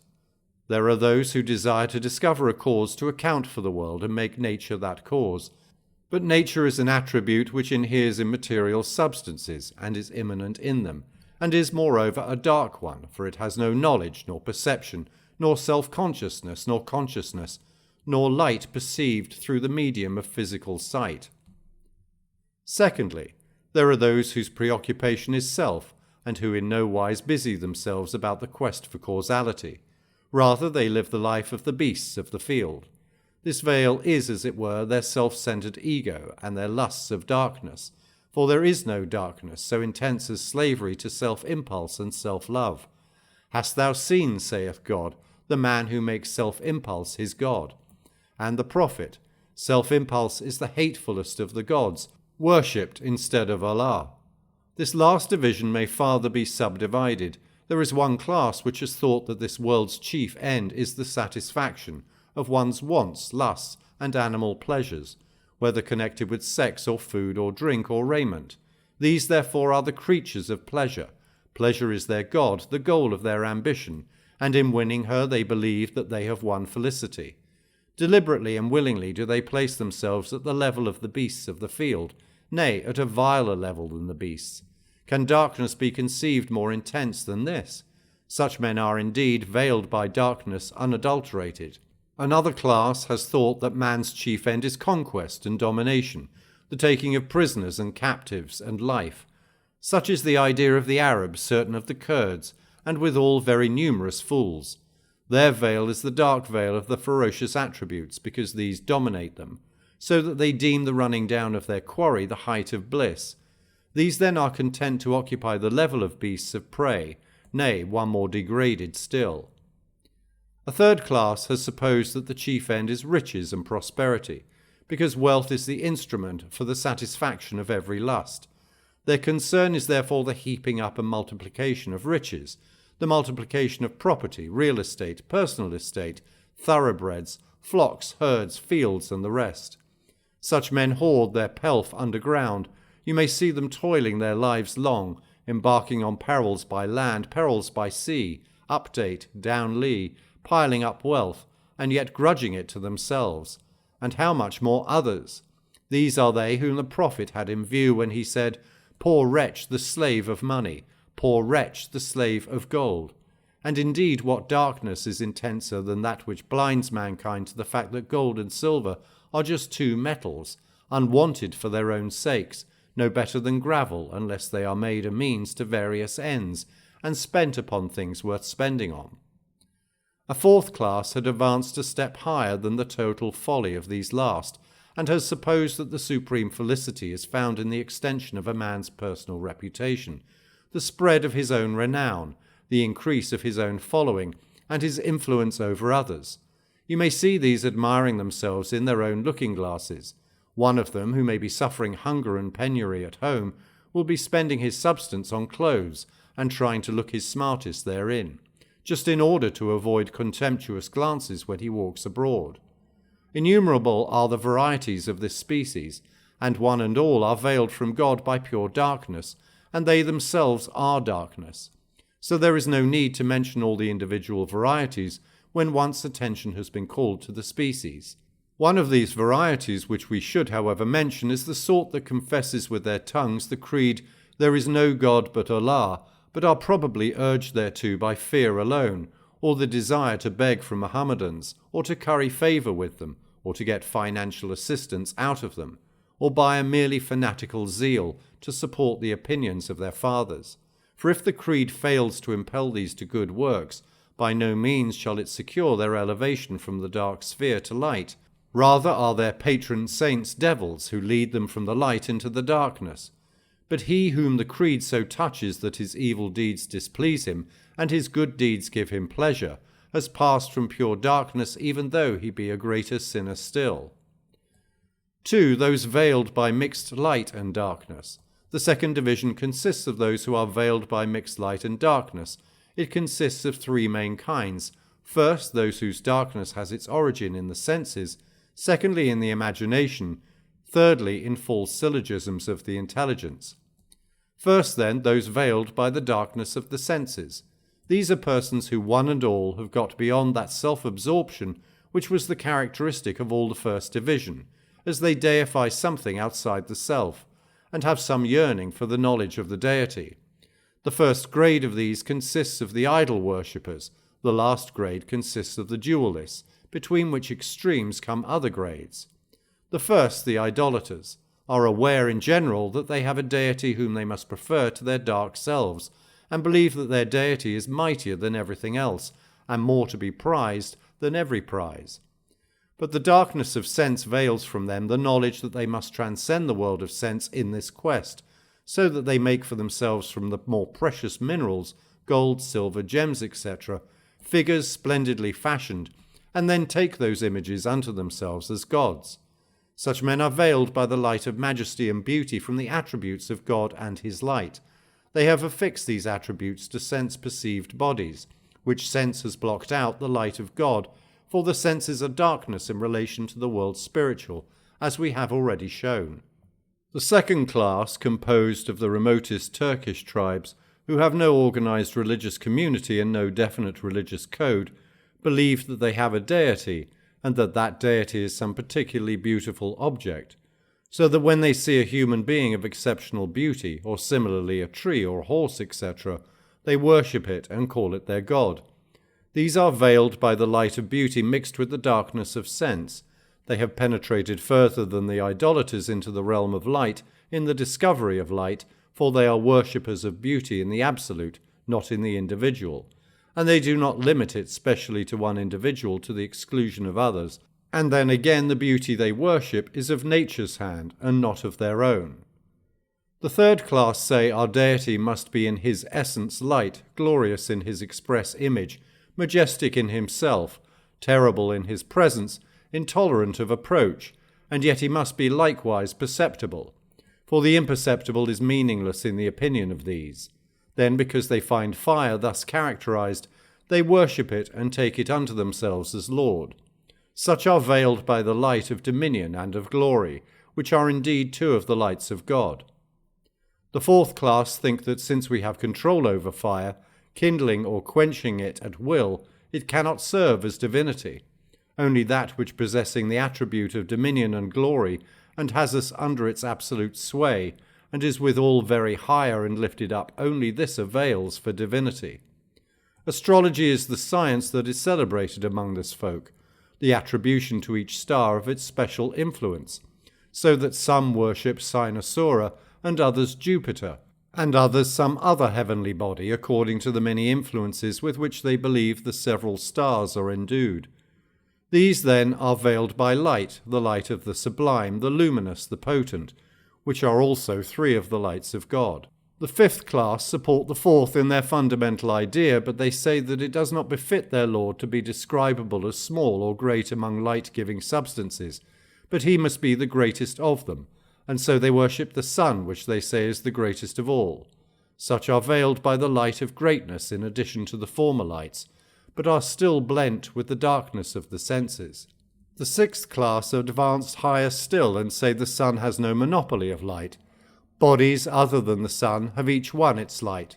So as the deity must have no partner in lightfulness, they worship absolute light, which embraces all lights, and think that it is the Lord of the universe and that all good things are attributable to it. Then, since they perceive the existence of evils in the world, and will by no means allow them to be attributed to their deity, he being wholly void of evil, they conceive of a struggle between him and the darkness. And these 2 are called by them, as I suppose, Yazdan and Ahriman, which is the sect of the dualists. This must suffice for the exemplification of this division, the classes whereof are more numerous than those we have mentioned. Second, those veiled by some light mixed with the darkness of the imagination. These have got beyond the senses, for they assert the existence of something behind the objects of sense, but are unable to get beyond the imagination, and so have worshipped a being who actually sits on a throne. The meanest grade of these is called the corporealists, then all the various Karamites, into whose writings and opinions we cannot go here, for to multiply words thereon were bootless. But the highest in degree are those who denied to God corporality and all its accidentia, except one, direction, and that direction upwards. For, say they, that which is not referable to any direction and cannot be characterized as either within or without the world does not exist at all, since it cannot be imagined by the imagination. They failed to perceive that the very first degree of the intelligiblia takes us clean beyond all reference whatsoever to direction and dimension. Third, those who are veiled by light divine mixed with the darkness of false syllogisms of the intelligence, and who worship a deity that heareth, seeth, and hath knowledge, power, will, life, and transcends all directions, including direction upwards, but whose conception of these attributes is relative to their own, so that some of them may even have declared outright that his speech is with sounds and letters like ours, while others advanced a step higher, it may be, and said, "Nay, but it is like our thought-speech, both soundless and letterless." Thus, when they were challenged to show that hearing, sight, life, etc. are real in God, they fell back on what was essentially anthropomorphism, though they repudiated it formally, for they utterly failed to apprehend what the attribution of these ideas to God really signifies. Thus they say in regard to his will, that it is contingent like ours, that it is a demanding and a purposing like ours.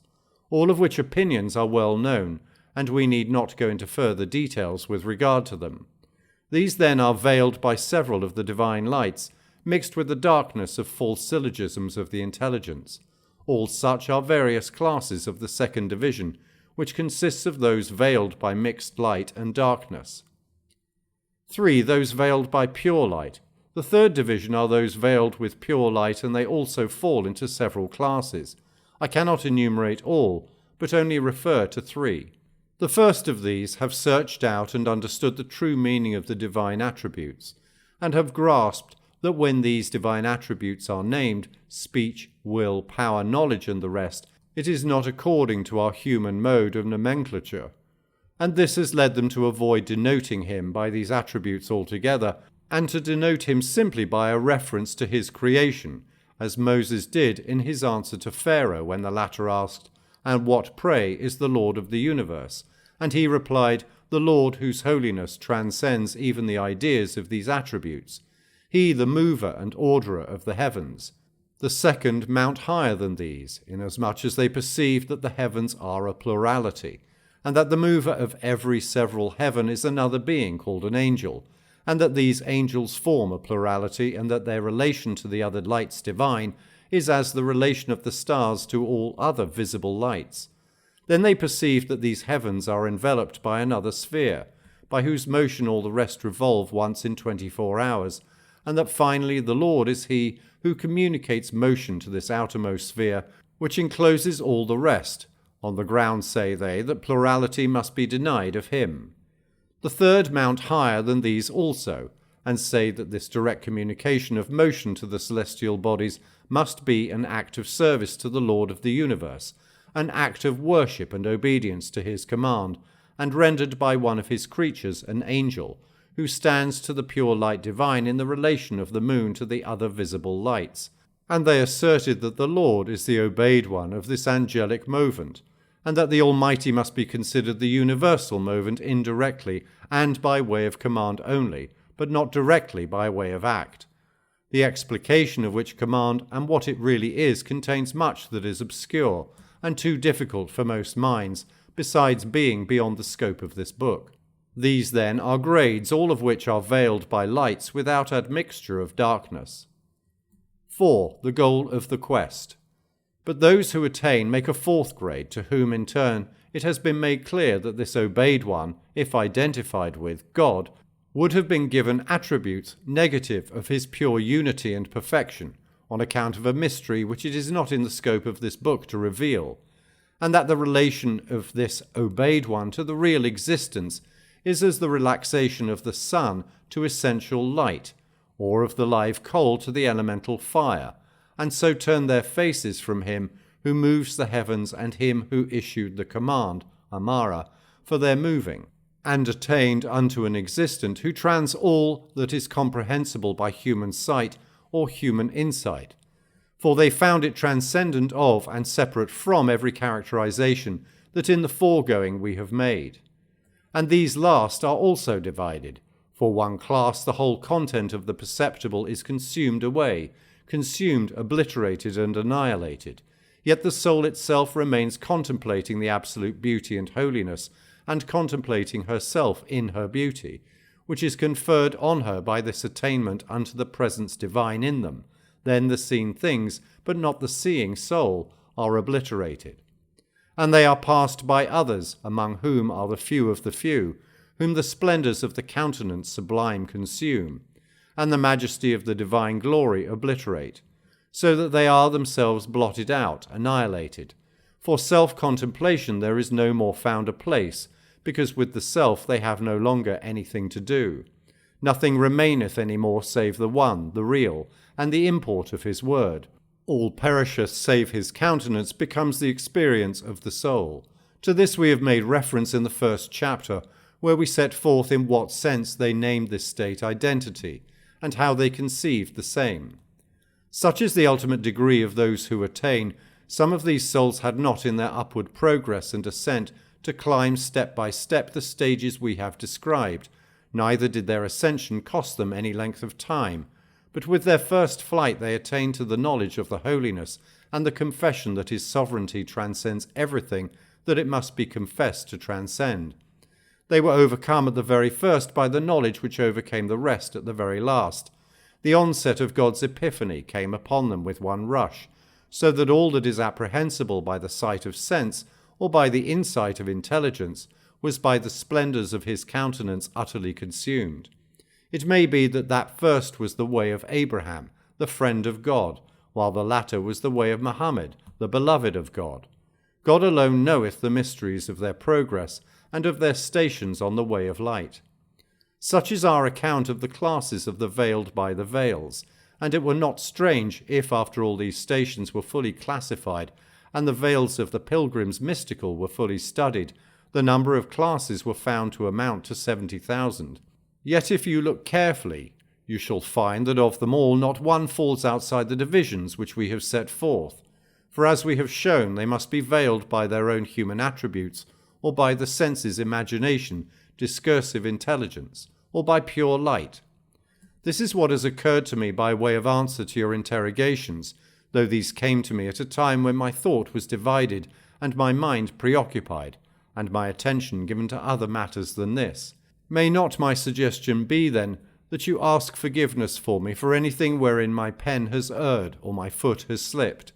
For 'tis a hazardous thing to plunge into the fathomless sea of the divine mysteries, and hard it is to essay the discovery of the lights supernal that are beyond the veil.